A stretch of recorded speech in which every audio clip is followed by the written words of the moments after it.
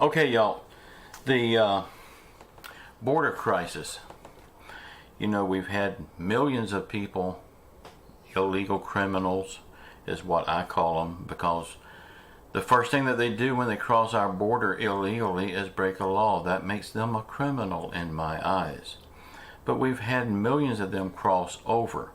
Now, the Mexican government warned the United States the other day that there is a massive group of Haitian refugees coming towards our border in hopes of crossing over. Y'all, what I'm going to tell you right now, a lot of you may not agree with, but it's the only way to fix this problem. And whether you like Governor Greg Abbott from Texas or not, personally I don't like him, but on this idea I give him 100% props on this, because I've been saying they need to do this. Greg Abbott says that he's not asking the president, he's deploying the Texas National Guard to the border wall, and he is not going to let these refugees cross over.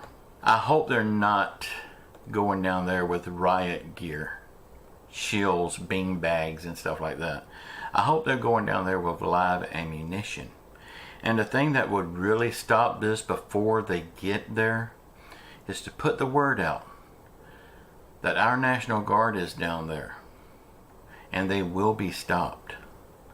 And even go a little bit further. Don't just send the National Guard, send the Marine Corps, send the Army, send the Air Force down there and be waiting, and give them live ammunition and get out of their way and let them do their job to protect our southern border.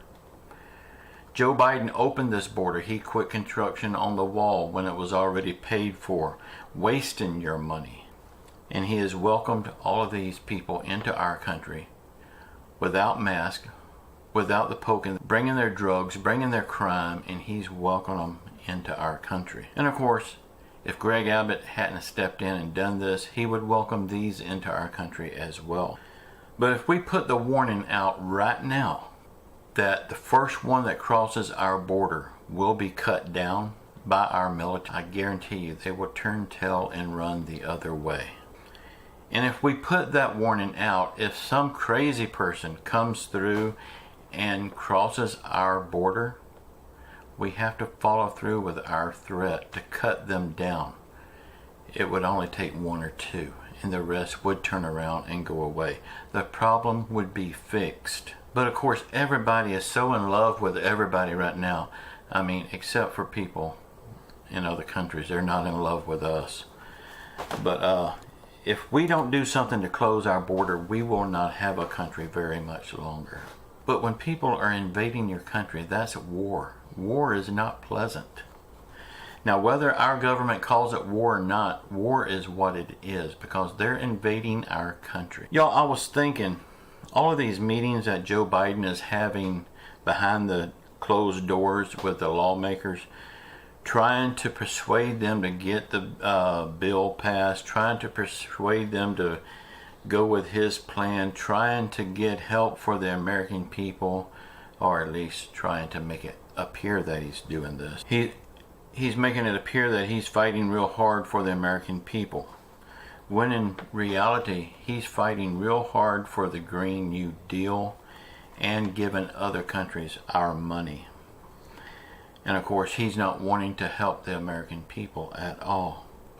But I was just thinking about all of these meetings that he's in charge of. Y'all, I am not making fun of him right now a bit, because to see a man slip mentally in front of the world is a sad situation. Y'all, my mother suffered from dementia. It's not a pretty thing.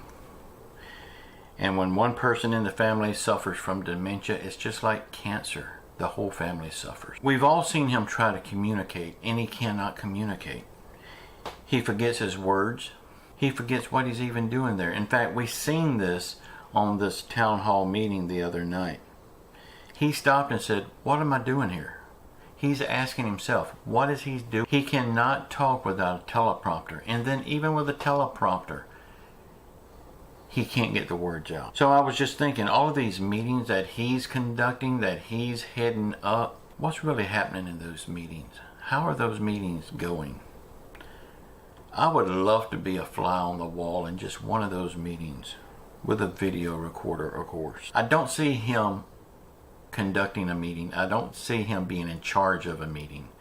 Now, he could call these meetings and have his handlers in there conducting the meetings, but I don't think it's him. Did y'all hear that the briefing room that he always gives these speeches in?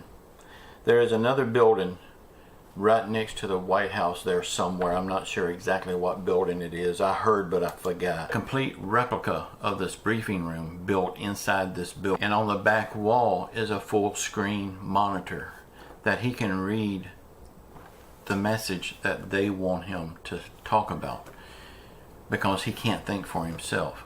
See, in this model briefing room that he had built, you don't see the teleprompters. They're not there because there's a big screen right in front of him in the back of the room. Now, to outfit that office, that room, to be a second briefing room, that was your tax money at work, because he's not capable of doing his job like in the briefing room like all the other presidents has done in the past. Again, I'm not making fun of him. It's a sad situation. But the Democrats wanted him in office because of this, because they knew that they could get him to do anything they wanted. They knew that he would just be their puppet. It's a sad situation that the Democrats has got this country into. But enough of that. I'm just rambling on, but I was just wondering, how does these meetings go? Y'all, sound off in the comments. Let me know what you think about this.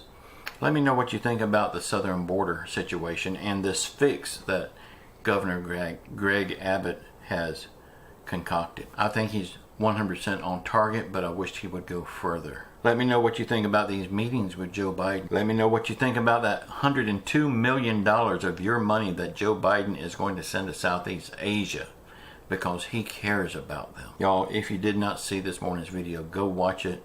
I talk about this in depth, about the Southeast Asia sending them $102 million. It will set you on fire. Please go watch it. Y'all, keep your faith in Jesus Christ. He will get us through all of this. Say a prayer for our world. Say a prayer for our country. Say a prayer for our leaders, even though they're not leading and you may not like them. They do need your prayers. You know, I don't like our leaders either, and I don't think they're doing a good job. But I would hate to be in their shoes. They've got a plate full. So prayers may help them turn this around. Also, say a prayer for everyone around the world that's hurting through COVID, financial hardship, or any other affliction. And just know I love you all. Until next time, ciao.